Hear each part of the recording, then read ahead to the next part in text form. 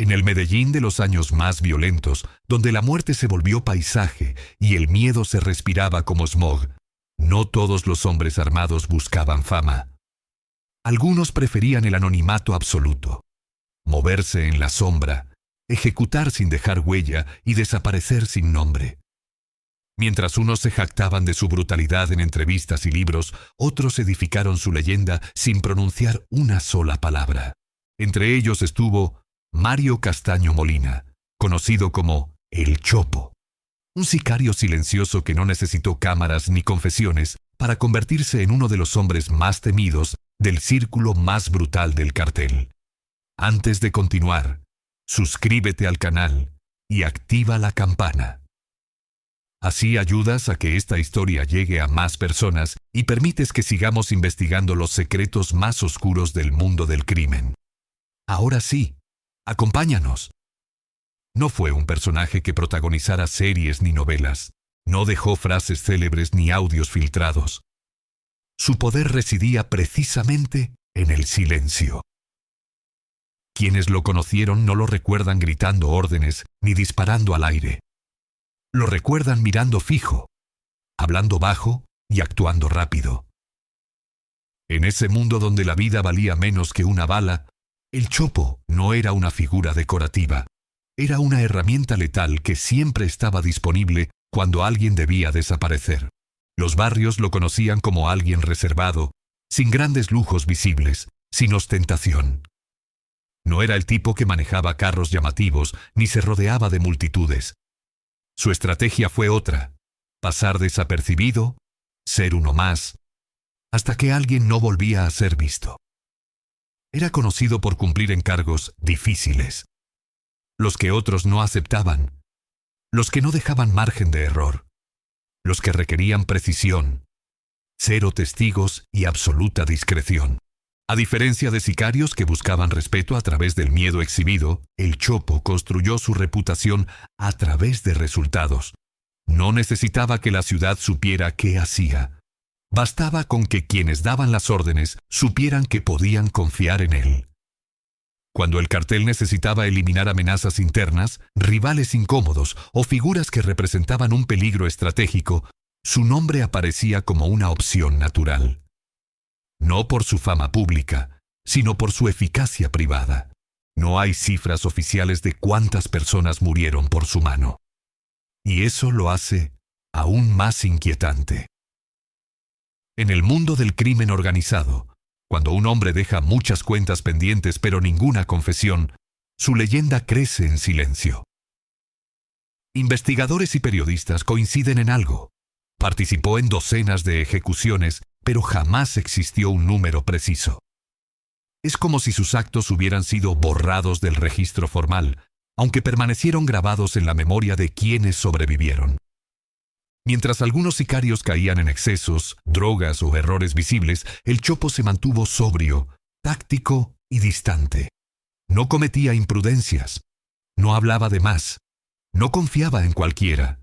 Su perfil era bajo, pero su nivel de peligro, altísimo.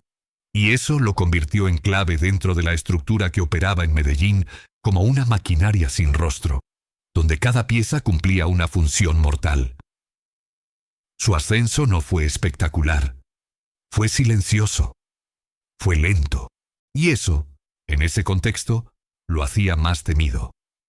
Porque cuando nadie habla de alguien, pero todos lo evitan, suele significar una sola cosa: ese nombre no necesita presentación.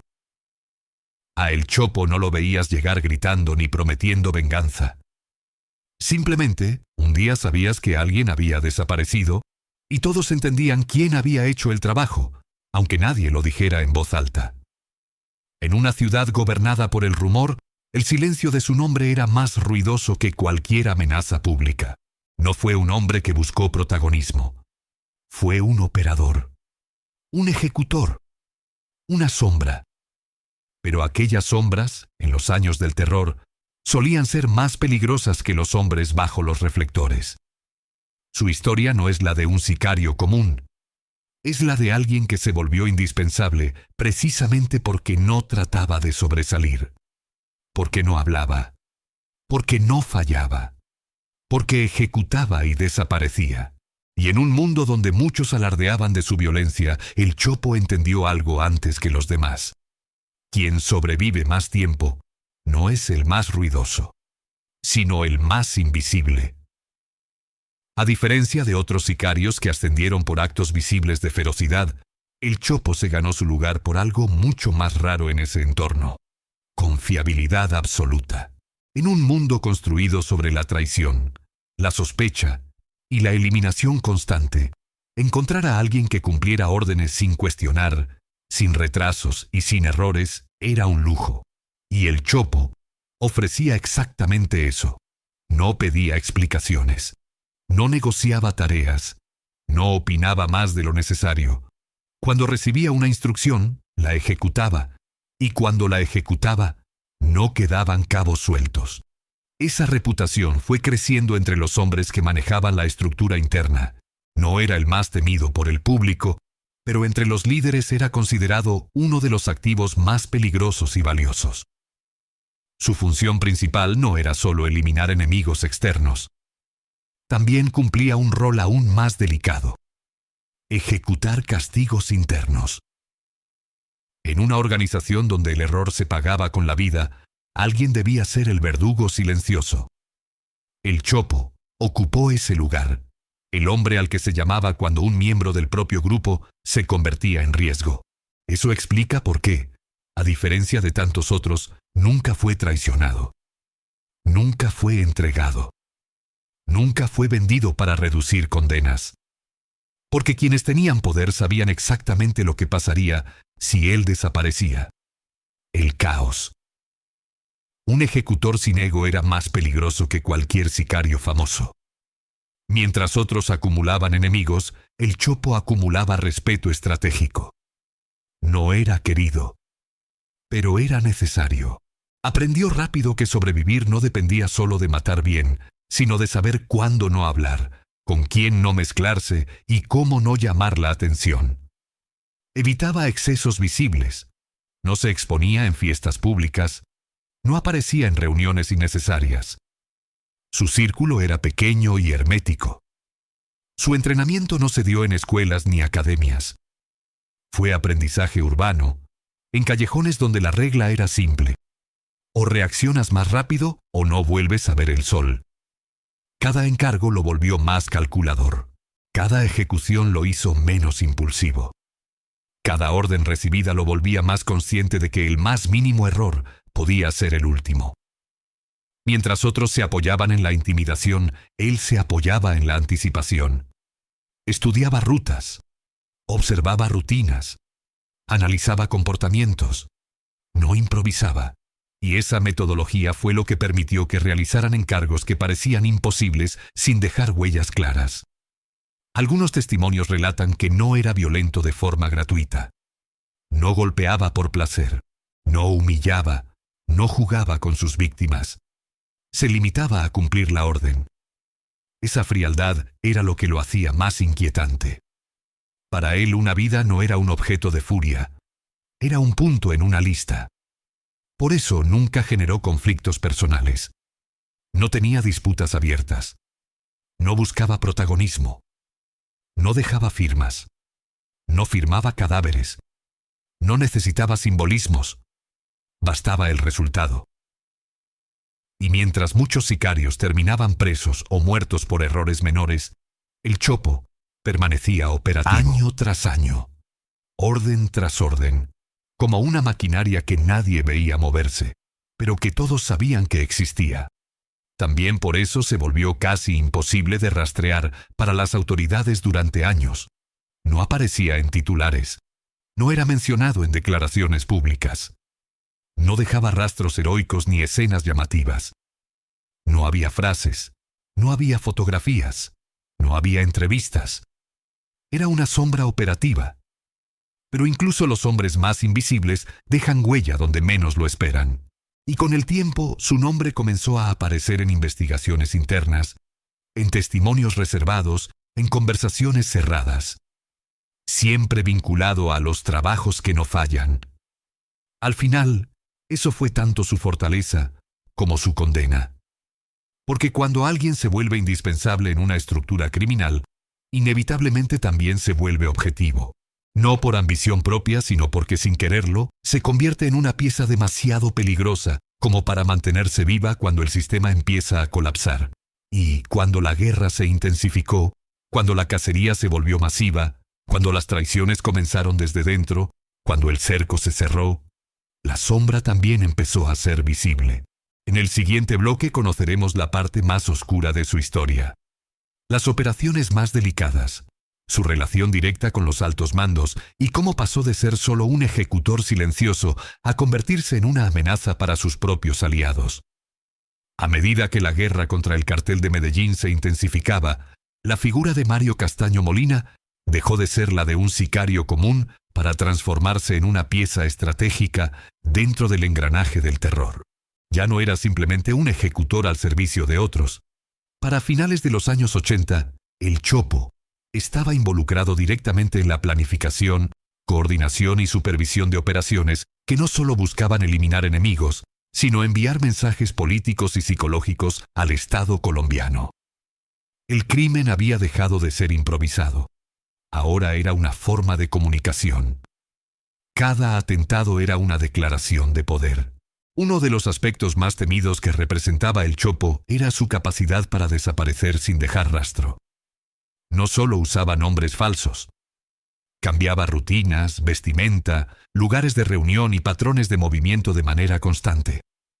A diferencia de otros sicarios que alardeaban de sus hazañas, el Chopo prefería el silencio. Su obsesión por el anonimato lo convertía en un fantasma dentro de Medellín. Testigos de la época afirmaban que muchos asesinatos fueron atribuidos a otros hombres, cuando en realidad él había estado detrás del arma o detrás de la orden. Su cercanía con las llamadas oficinas de cobro lo situó como enlace entre diferentes bandas armadas que respondían al cartel. Estas oficinas no solo cobraban deudas, ejecutaban traiciones, disciplinaban miembros internos y seleccionaban objetivos políticos. El Chopo ascendió dentro de este sistema como un administrador de muerte. Era quien evaluaba qué enemigo debía morir primero, cómo debía hacerse y qué mensaje debía quedar después del crimen. En este punto de su carrera, ya no se trataba solo de matar por dinero. El Chopo comenzó a desarrollar algo mucho más peligroso: criterio propio. Tomaba decisiones sin consultar, alteraba planes, cambiaba objetivos sobre la marcha. Eso le otorgó poder, pero también sembró desconfianza. Dentro del cartel, el respeto siempre iba acompañado del miedo, y el miedo de sus propios aliados comenzó a crecer lentamente. Mientras tanto, la ofensiva del Estado se volvía más agresiva. Recompensas multimillonarias fueron ofrecidas por los principales hombres de Escobar. Listas de los más buscados se publicaban con regularidad, y aunque muchos sicarios caían uno a uno, el Chopo seguía libre. Parecía intocable. Pero todo imperio criminal es frágil por dentro. Al interior del cartel comenzaron las purgas silenciosas. Hombres que sabían demasiado empezaban a desaparecer. Algunos eran ejecutados por supuesta traición, otros por simple sospecha. El Chopo participó en varias de estas limpiezas internas, lo que lo convirtió en ejecutor de sus propios compañeros. Esa es la línea que muchos sicarios no cruzan, pero él la cruzó sin dudar. Fue en este punto cuando comenzó a notarse el desgaste psicológico. Los testimonios externos lo describen como un hombre cada vez más rígido, más hermético, más desconfiado. Dormía poco, hablaba menos y reaccionaba con violencia incluso ante detalles menores. La vida clandestina empezó a consumirlo. Sabía que tarde o temprano su nombre llegaría a los pasillos de alto nivel policial. Sabía que su figura ya no era invisible. Las autoridades no solo estaban detrás de Escobar, estaban rastreando a sus hombres clave. Y el Chopo era uno de ellos. La presión también afectó a su entorno cercano. Personas de su círculo comenzaron a ser arrestadas, desaparecidas o ejecutadas. La red que lo protegía se iba desmoronando lentamente. Cada caída aumentaba el riesgo. Cada captura revelaba fragmentos de información. Cada delación era una amenaza. En algún punto, el Chopo dejó de ser solo perseguidor y se convirtió también en perseguido. La paranoia se apoderó de su rutina. Cambiaba de vivienda varias veces por semana. Usaba intermediarios para todo. Ya no confiaba en nadie. El mismo sistema que le había dado poder ahora le mostraba su rostro más cruel. La soledad absoluta del criminal que sabe que su final está cerca. Y aunque seguía ejecutando órdenes, su rol dentro del cartel comenzaba a debilitarse. Las nuevas generaciones no lo conocían como leyenda, sino como obstáculo. Mientras otros jóvenes sicarios ascendían con menos apego y más brutalidad, el Chopo representaba una vieja guardia que empezaba a resultar incómoda. Sin saberlo, su rival más peligroso ya no era la policía. Era su propia organización. Y el destino, como siempre, no llega anunciando. Llega cerrando puertas. Con el paso del tiempo, Mario Castaño Molina comprendió que el poder dentro del mundo del cartel no se sostenía solamente con lealtad ni con brutalidad, sino con información.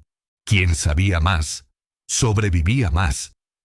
Y quien controlaba los secretos podía decidir quién vivía y quién moría. El Chopo comenzó entonces a moverse con otro tipo de cautela. Ya no era solo el ejecutor que recibía órdenes.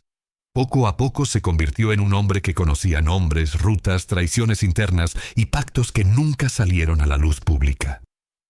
Esa transformación silenciosa fue la que lo volvió aún más peligroso, porque mientras los sicarios eran reemplazables, los hombres que sabían demasiado siempre terminaban siendo un problema. En los últimos años de vida de Pablo Escobar, el cartel ya no era la maquinaria unificada que había sido en los primeros tiempos. La presión del Estado, la embestida de los rivales y la fractura interna debilitaban cada día más su estructura. Algunos jefes empezaron a jugar a dos bandas. Otros buscaban acuerdos secretos. Y muchos solo pensaban en salvar su propia vida. En ese clima de desconfianza permanente, el Chopo se convirtió en una sombra incómoda. Sus movimientos eran observados por sus propios compañeros. Sus llamadas eran escuchadas con sospecha.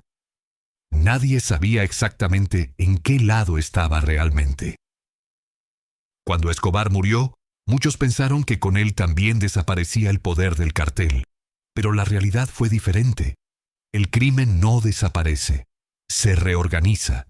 Tras la caída del patrón se desató una cacería interna. Viejas deudas salieron a la superficie. Nuevas jerarquías se disputaron a sangre fría. Y nombres que antes eran secretos comenzaron a aparecer en escenas violentas por toda Medellín y sus alrededores. El Chopo sobrevivió a esa primera ola, pero su protección había desaparecido. Ya sin un jefe absoluto que lo cubriera, pasó a ser un hombre perseguido por todos, por antiguos aliados, por nuevos enemigos y por familias que buscaban venganza. Su nombre empezó a circular como una pieza valiosa. Quien lo entregara, lograría limpiar culpas. Quien lo eliminara, cerraría cuentas pendientes. Y quien lo protegiera, se convertía en blanco inmediato. Así comenzó el tramo más oscuro de su vida, donde cada día era una negociación con la muerte. La leyenda del Chopo empezó a deformarse en las calles. Para algunos era un traidor, para otros, un ejecutor fiel hasta el final. Para muchos, simplemente un monstruo que había sobrevivido más de lo que debía. Lo cierto es que su pasado pesaba como una condena imposible de borrar. No existía escondite suficiente, no había ciudad lo bastante lejos, ni nombre falso capaz de borrar su historia. Su caída, como tantas en ese mundo, no fue gloriosa ni cinematográfica. No hubo discursos, ni despedidas, ni arrepentimientos públicos. Fue una historia que terminó como se viven las traiciones, en silencio, sin aplausos, sin testigos confiables, sin verdad completa. Hay versiones que se contradicen, rumores que compiten entre sí, relatos que se superponen, pero todos coinciden en una cosa: el Chopo nunca tuvo una salida limpia.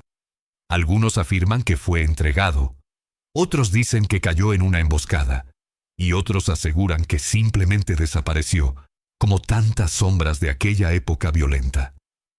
Pero lo que sí es seguro es que jamás volvió a ser parte de ese mundo que lo vio crecer. El cartel que lo convirtió en sicario terminó siendo el mismo que lo borró, y la vida que eligió se encargó de cobrarle cada deuda acumulada. La historia de Mario Castaño Molina no es solo la de un sicario. Es la historia de un hombre tragado por una maquinaria que no conoce gratitud. Un sistema que usa a los fieles y descarta a los incómodos. Un mundo donde el pasado nunca muere y el silencio es, muchas veces, la única tumba. Mientras Medellín intentaba reconstruirse de su pasado sangriento, nombres como El Chopo quedaban suspendidos en la memoria colectiva como advertencia. Porque no importa cuán alto se llegue, ni cuántas órdenes se cumplan, ni cuántas vidas se controlen. En ese mundo, nadie gana al final.